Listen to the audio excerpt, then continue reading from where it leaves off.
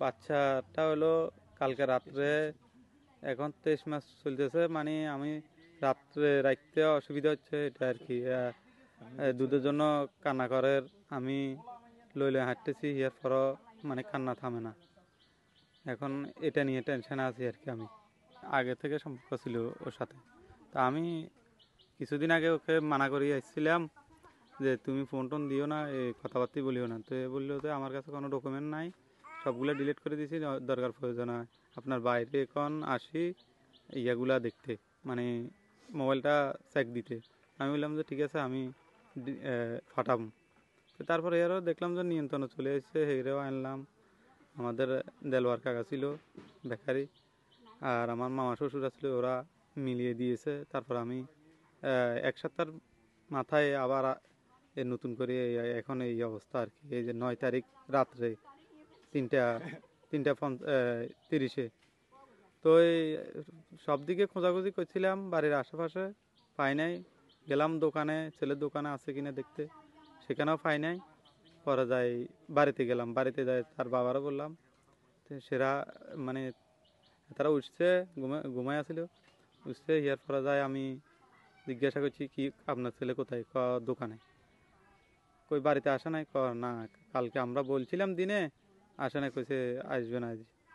তো এটা দেখলাম আর কি, যে ওই এদের কথা হলো ফাইলে আপনারা লঞ্জা করিয়ে এলান, কাটি ফেলান, আমাদের কোনো দাবি নেই।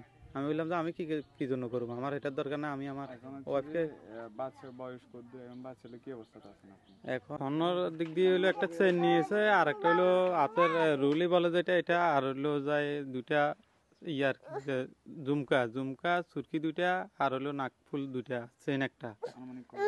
অনুমানে মানে এটা 2 ভরির মতো হবে, 2 ভরি হবে এতটুকু আর কি, আর এমনি টাকা পয়সা না। আমি দেখতাম ও মোবাইলে কথা বলতো সব সময়, রান্না করতে গেলে কথা বলে, পুকুর কাটে আসলেও কথা বলে, এখানে ওখানে যেখানে যায় সেখানে কথা বলে। আমাদেরকে দেখলে মোবাইল লুকাই ফেলে। এক পর্যায়ে জানাজানি হয়ে গেছে, ও যে মোবাইলে কথা বলে সবাই মানে জানছে। জানার পরে ওর হাজব্যান্ডকে আমরা জানাইছি।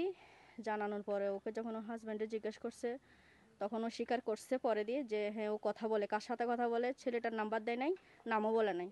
পরে আমরা ওকে অনেক জোর করে জিজ্ঞেস করার পরে বলছে যে এরকম এরকম, যে একটা রিয়াজ নামে ছেলের সাথে কথা বলতো। তো আমরাও এক পর্যায়ে ওর মামা ওর বাবা আসি ওকে ডাক দিছে, বকাঝকা দেওয়ার পরেও ওর পরের দিন ও বলতেছে যে হ্যাঁ আমি ভালো হয়ে গেছি, আমি আর কথা টথা বলবো না। ওর হাজব্যান্ডকে বলছে যে ও আর কথা টথা বলবে না, তো ফাঁসি খাই ফেলতেছে, ঘরের মধ্যে থাকবে না, এটা সেটা। পরে আমরা এক পর্যায়ে বাঁচাইছি। বাঁচানোর পরে ওর হাজব্যান্ড বলতেছে ওর মানে মেয়ের বোনকে ফোন করছে, আসি নিয়ে যাওয়ার জন্য, নিয়ে গেছে। নিয়ে যাওয়ার পরে মানে এমনি ধরো 2-3 দিনের জন্য দিছে আর কি, এখন গেছে আর ও আসতে চাচ্ছে না। এখন মেয়ের মারা বলতেছে যে আসি আকবরকে নিয়ে যাওয়ার জন্য, তো আকবর গেছে, যাইয়ের আনছে। আনার পরে ওখানে ওরা বলছে যে মেয়ে আর এই কাজ করবে না, মেয়েও সাক্ষী, মেয়েও বলছে, এবং ওর ছেলের মাথায় হাত দিয়ে বলছে যে ও এই কাজ আর করবে না। মানে ও বলছে যে এই কাজ আর কখনো করবে না, সুন্দর মতো ছেলে নিয়ে হাজব্যান্ডকে নিয়ে সংসার করবে। এখন এখানে আসার পরে আবার সেম সেম এই কাজ করলো। যখন আমি ঘুম থেকে উঠে, আমার বাচ্চা ঘুম ভেঙছিল, পানি খাইব, তো সেই জন্য ঘুম থেকে ভাঙার পর উঠবার পর আমার স্ত্রী বলতেছে যে দেখো দরজা খোলা আছে, দরজাটা খোলা একটু দেখো, মনে হয় যে শায়না নাই। তো আমি ঘরের বাইরে এসে দেখলাম যে দরজা খোলা। তারপর বাড়ির চারিপাশে দেখতেছি শাইনাকে দেখতেছি। তারপর আকবরকে ডাকলাম, মানে আমার ছোট ভাইকে ডাকলাম যে যে তোর স্ত্রী কই। তো সে বলতেছে যে কই, আমি তো চাইতে আমরা লাইট নিয়ে বাড়ির আশেপাশে খোঁজ করলাম, ঘরের পিছনে চাইলাম, সামনে চাইলাম, প্রতিবেশীদের এদিকে দেখলাম যে কোথাও নাই। তারপর আমরা মোটরসাইকেল নিয়ে আকবর এবং আমি আমাদের বোর্ড অফিস তালিক ওখানে দেখলাম যে, বা সেলের দোকান করে, ও দোকান তালিক যে দেখলাম যে ও এখানে নাই। তারপর গেলাম তাদের বাড়িতে, ছেলের বাড়িতে গেলাম এবং আমার তালের বাড়িতে গেলাম যে ওখানে আছে কিনা। যাই দেখতেছি যে ওখানেও নাই। তারপর আমরা ওখানে ঘুরে আবার বাড়িতে আসছি। 9 তারিখ রাত্রে সে 3টা 1 মিনিটে একবার কথা বলছে, আমরা পরবর্তীতে তার নাম্বার থেকে পাই আর কি। 3টা 1 মিনিটে একবার কথা বলছে, 3টা 31 মিনিটে একবার কথা বলছে, এবং সে রিয়াজের সাথে পালিয়ে গেছে। আমরা আইনগত ব্যবস্থা নেওয়ার জন্য আমরা একটা মামলা করি।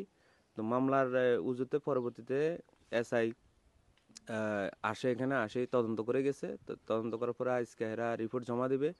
আর হচ্ছে আমরা আইনগত এটার শাস্তি দাবি করি।